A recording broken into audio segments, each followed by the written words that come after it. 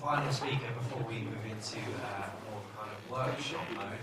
It's Manish Ineja from MJ Analytics. Thank you.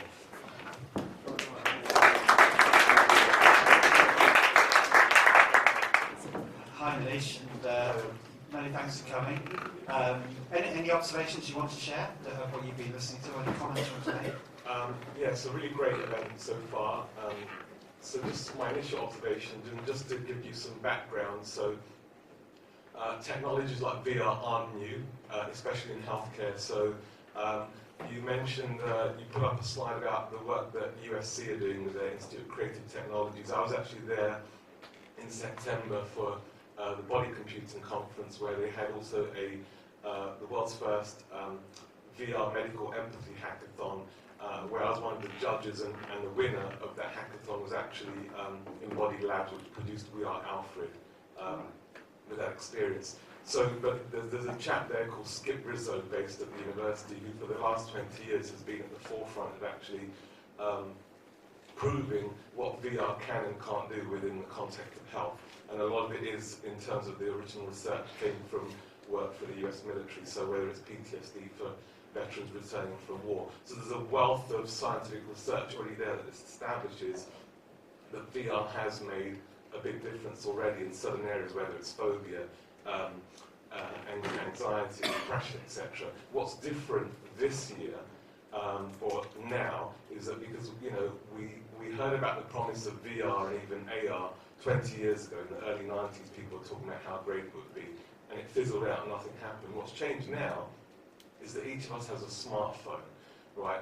So these mobile VR headsets that are on the market, these are making VR much cheaper and accessible than it used to be before. And so there's new possibilities, which again, in terms of the competition and the awards, there could be entries that are coming around because you've now got something that can be used by the average consumer if they have a smartphone. And just in terms of, with reference to 3D printing of human organs, I haven't touched on that much in terms of my own research, but what I do know is that 3D printing of human organs, like even simpler organs, liver or kidney, is 10 years plus away, right?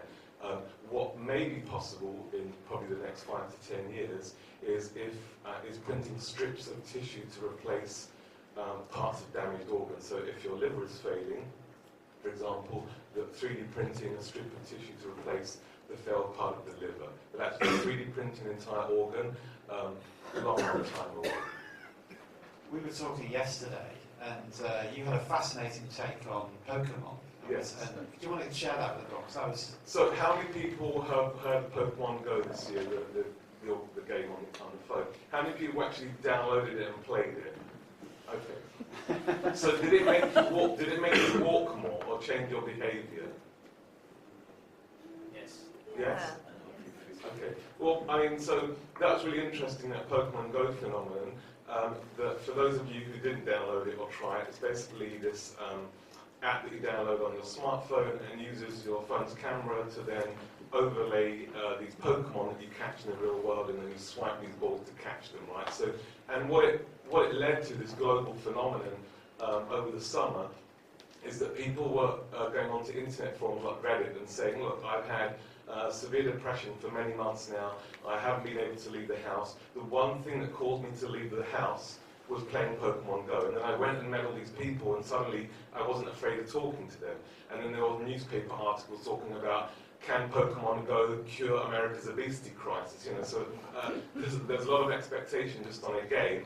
But what it showed also was the fact that, again, the power of the technology that we have in our pockets, these smartphones, and also the fact that it didn't come from the healthcare system, right? So there were people from the NHS and even from local councils saying, what if we invented Pokemon Go and it changed people's behaviour? And I said, well, you can't, right? Because there's a deficit of imagination within the healthcare system. And part of the reason why people love Pokemon Go so much wasn't because it was getting them to walk more or because it was on their phone. It was because of the brand, the power of nostalgia, the fact that they had grown up with Pokemon, and they're playing with their kids now and they're connecting. So the kind of behaviour change was just a side effect of the fact that people love that brand so much. What consumer health technology innovation in either VR and 3D printing excites you the most? I would say what excites me the most is the use of VR and actually 360 cameras, which I'm recording all of us right now on my camera right there at the front, in terms of generating empathy for ourselves, for our own bodies. So I'll give you an example. So we talked about We Are Alfred, where you're putting on a headset and you are immersed into a 74-year-old African American. And when I tried that in the States, what was interesting was there's a part of it in which you have to do the doctor's in front of you, and you are completing a paper-based test for assessing early signs of Alzheimer's. And in it, you have to sort of write on this piece of paper. So you're actually doing it in VR, but it also simulates the fact that this man is suffering from age-related macular degeneration. So you've got these black spots, and you can barely see the test when you're writing on the paper. But going beyond that, so in terms of empathy for yourself, I'm thinking about, okay, well, what if, for example, in 5 years' time, you go to a GP, you're diagnosed with a long-term condition like diabetes, and the doctor prescribes you a VR experience where you actually travel through your bloodstream and you understand the impact of taking that diabetes medication on your body, right, in VR, and you actually then, hopefully, through that, generate empathy for yourself and say, oh, now I understand why I need to take this pill, this little white pill. This is the difference. Because at the moment, a big problem is we don't take our pills, or we forget to take our pills because we think, what's the big deal? It's not going to have much of an impact, right? But if you could actually immerse yourself in your body in VR and see, so in terms basically patient, in terms of medication adherence and compliance, linked to empathy for your own body. That's really interesting.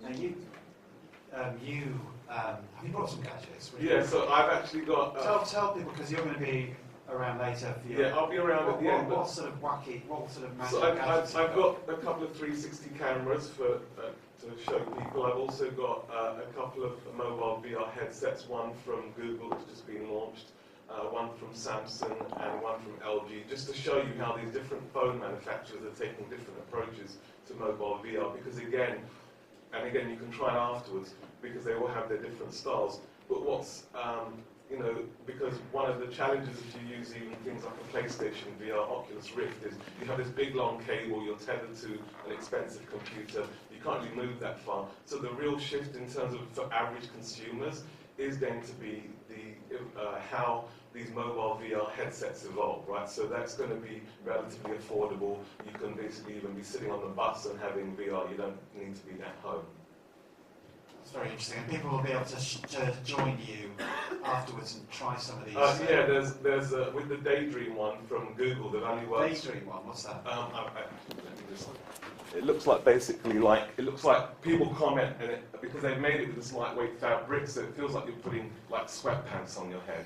But effectively with this one, when I tried it last week, I was playing fetch with an Arctic fox in VR, and actually because it comes with an external controller, remote controller, it's actually quite a fun experience. I didn't think it would be, but it was. Now, you're obviously right at the innovative edge, and today we're encouraging people to come forward with ideas and innovations. What would your message be to the innovators, to people who are thinking about new technology, new ideas for healthcare? Is this a really good time now to be coming forward and making suggestions, do you think? Absolutely, because the fact that not just in this country but around the world, healthcare systems are in crisis mode, even in the US where they have so much more money that they spend. And what they need, I feel, is they need input and ideas from people who aren't doctors, who aren't even inside the system already. People who are frustrated about a situation with their family member or themselves where they say, well, why can't this be done better? Why can't this be explained better to me in terms of a medical condition or how to take a drug? And they're using these consumer technologies and just coming up with totally radical ideas. And so, for example, again, one of the things I've suggested to NHS England is you've got a chief technology officer, a chief information officer. Why don't you have a chief creative officer? So you've got this legacy in this country of the creative industry. and why aren't they being asked to get involved with healthcare? So we have, for example, people in healthcare like doctors and nurses, etc. We have people who are in technology, who are inventing these products. What we also need in the mix is people from the creative sector. So you have this multidisciplinary approach that actually comes up with some really good ideas. One area of VR which we haven't covered, and obviously everyone here now has been able to see the platforms, the possibilities, and it is very interesting. But there is a downside to VR. I just want to cover that with you because it does come up now and again. One is that people get sick using VR because they can't cope with it. And the other thing is that there is a concern that people will lose sense of everyday life. So all of us nowadays are distracted by mobile phones. We are taken away from everyday life. It's so tempting just to reach your phone and check it. It's kind of got you in control. What are your views on the downsides of VR, like being nauseous and the risk of people being totally removed from everyday life? Do you have any thoughts on that? Yeah, so there are risks, and again, when I've demoed VR to people, I have a range of reactions from people throwing off the headset within 10 seconds because they just find it a really weird experience, to people actually feeling like vomiting after a minute or two, to some people just say, I've spent 10 minutes in this experience, what's the big deal? It didn't feel any different. To some people say, I want to sit here on the beach meditating all day long, because I showed it to some people. It was freezing cold in Shoreditch, and we're outside in January early this year, and I took them on a guided meditation on a warm, sunny beach, and they could choose whether they wanted to be a man or woman, tanned or pale, etc. And they basically... Well, you can choose your gender. Yeah, so they're looking down, this man basically put it on and chose to be a woman. He could look down and see himself with his bikini on the beach. But some people who did that meditation experience didn't actually, after half an hour I was like tapping him saying, do you want to come out of VR? No. And actually, it's really weird. Again, I don't know what the science is, but some of them even said, actually felt warmer when I was, there. But in terms of, again, going back to the risks, so again, we don't know, there haven't been enough studies to fully understand the consequences and risks associated with the long-term exposure to VR therapy. So if you're sitting in VR for 1 hour a day, for example, for meditation or whatever, we don't yet know what that does to the brain, to the eyes, right? And that's why when you read the instructions for any of these VR headsets, long list of not for use for under 13s if you've got epilepsy, etc. So that's definitely something to think about if you're creating your solutions, that it may, even in the study with pain reduction in the US, it's a friend of mine, Dr. Brennan Spiegel at Cedars-Sinai, so he's using the Samsung Gear VR headsets, and again, not everyone responded. Some people found it too bulky or uncomfortable to wear, so there are practical challenges as well. In terms of the second part of your question, Justin... Being displaced, it's not losing connection every day. So it's interesting because if you listen to Mark Zuckerberg talking about VR being the next social computing platform, and they've got, there's also a couple of apps. There's one called VTime, they're based out of Liverpool, and they're actually working with some people in the NHS.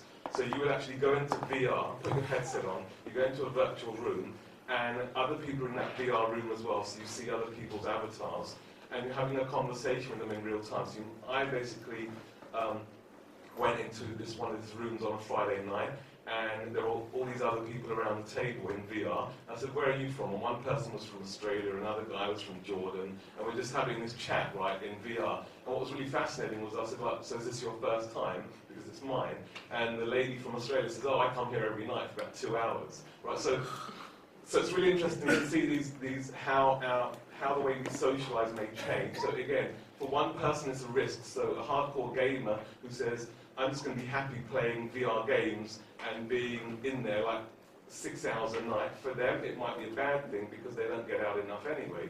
But for somebody, for example, who's in a nursing home, and they're feeling isolated anyway, what if they could go and meet all their friends in other care homes in social VR, for example, and reminisce and maybe go and walk down Blackpool in the 1970s, whatever, right? So there's VR looking at reminiscence therapy in care homes and how that can help. So that the risks for one population might be a potential benefit for another population. Can I squeeze in one more quick question, and then I'm sure people One have more, questions. then we'll need to move on. Okay. The goggles, the headsets. Some people are put off by putting on the goggles and the headset. Some people find it quite fun. And people talk about it's going to take ages for people to adopt this mainstream because whilst in a medical situation they might want to, they might be reassured by the doctors in the white coats, that kind of thing. Do you think that virtual reality in health for people could be delivered in another way other than a headset? Is there any work going on in that area? So could you perhaps, be... In terms of a brain implant or something? Well, not as a brain implant, I'm just thinking maybe more like a cinema experience or... Yeah, so I actually went to one which was, it was, funny enough, it was Moet Chandon, the champagne company, and they did like a 360 experience with like these screens all around the room to educate you on how you get from basically grape to bottle, and then that takes you through the whole thing.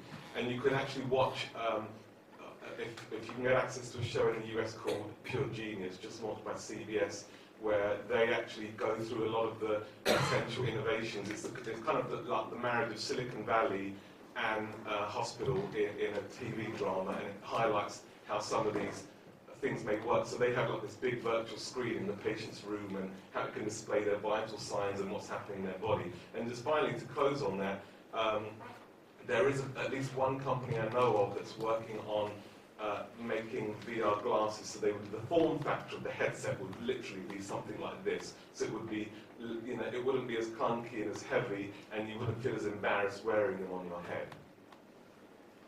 Okay, thank you. Wow. Thank you. Thank you.